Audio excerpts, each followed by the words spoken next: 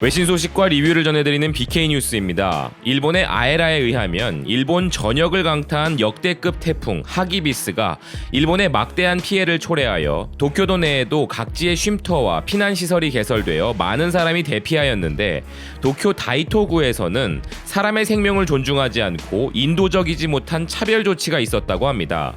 그것은 바로 길거리에서 생활하는 노숙자라는 이유로 그들의 대피소 수용을 거부하는 사례가 벌어졌었다는 것인데요. 다이토구에서는 구민들을 위한 피난처를 4곳과 외국인 여행자 등을 염두에 둔 귀가 곤란자를 위한 긴급 체류시설 2곳을 개설하여 운영 중이기에 노숙자들을 지원하는 단체가 역 주변 노숙인들에게 수건과 비상식량, 피난처의 위치가 표시되어 있는 지도를 배부했고 대피가 잘 이루어지고 있나 체크했는데 주민표가 없기 때문에 피난을 거절당했다는 노숙자가 있었다는 것인데요. 피난소에서는 이름, 주소 등을 피난자 카드에 기입할 것을 요구해 노숙자는 입장을 할 수 없었으며 이를 재해대책본부에 문의했더니 노숙자는 피난소를 이용할 수 없도록 재해대책본부에서 결정했다는 대답을 들었다고 합니다. 결국 태풍을 피해서 흠뻑 젖은 채로 피난소를 찾아갔지만 거절을 당해 대피할 곳이 없었던 노숙자들이 있었다는 것인데요. 다이토구에서는 이를 차별이 아니라 주소지 불명이라는 점에서 문제가 있었고 대책의 미비 문제였을 뿐이라고 강조했다고 합니다. 하지만 피난소를 방문한 노숙자를 구민이 아니라고 거절했다면 여행자 전용의 긴급 대피시설에라도 안내를 했어야 했는데 비바람이 강해져 경계 레벨이 급상승하여도 군은 어떤 대응도 하지 않았다는 것입니다.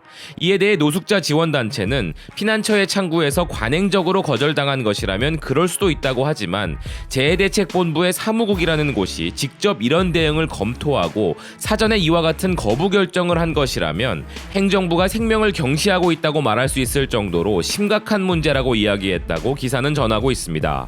재해법제 등에 정통한 일본의 변호사는 이에 대해 인도적 관점에서 문제가 있는 것은 물론 다이토구의 대응은 법이 정한 원칙에서도 크게 일탈하고 있다고 이야기하면서 재해구조법에서는 주민이 아니더라도 노숙자에 대해서는 관할 지역구가 대응하는 것이 대원칙이며 인명 최우선을 명시한 재해대책 기본법에도 위반되기에 있을 수 없는 대응이었다고 말했음을 기사는 전하고 있습니다.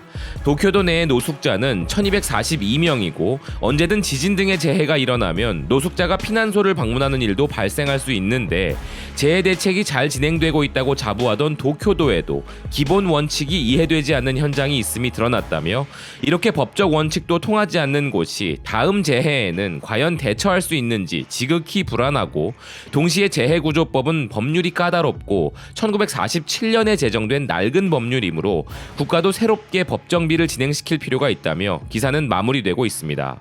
혐한과 관련하여 관심이 있으신 분들은 한 번쯤 들어보셨을 만한 전 주한 일본 대사 무토 마사토시라는 대표적인 혐한 인물이 있는데요. 지한파로 한국에서 누리다가 일본으로 돌아간 후에는 온갖 혐한 서적 출판과 관련 TV 프로그램 출연을 하고 있는 이 사람은 현재도 여러 혐한 저서를 출판 중인데 그 중에는 한국인으로 태어나지 않아서 다행이다 라는 제목의 서적도 있습니다. 이 기사에 대한 BK 뉴스의 리뷰는 이런 무토 마사토시에게 전하고픈 말로 대신하도록 하겠습니다. 일본인으로 태어나지 않아서 다행이다. 지금까지 BK 뉴스였습니다. 시청해주셔서 감사드립니다.